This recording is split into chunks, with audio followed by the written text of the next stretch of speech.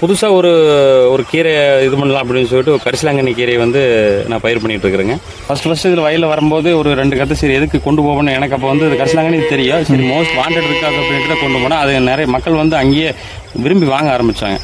விரும்பி வாங்க ஆரம்பித்தோன்னா நான் என்ன பண்ணேன், சரி இதுவே நான் ஒரு பாத்தி அந்த மாதிரி எக்ஸ்ட்ரா பண்ணேன். அப்புறம் 4 எல்லாமே கேட்க ஆரம்பிச்சிட்டாங்க. காரணம் என்னென்னா நரைமுடி உள்ளவர்களுக்கு இது வந்து எண்ணெய் காய்ச்சறதுக்கு அதிகமாக கேட்குறாங்க. அதே போல் சட்னி செய்யறதுக்கு இந்த மாதிரி நிறைய ஐட்டம் கேட்கறனால சரி இதுவே நம்ம அதிகமாக பண்ணலாம் அப்படின்ட்டு இது பண்ணிட்டு இருக்கிறது. இப்போ பார்த்தீங்கன்னா இப்போ இதில் ஒரு சிறகு போட்டுருக்குறேங்க.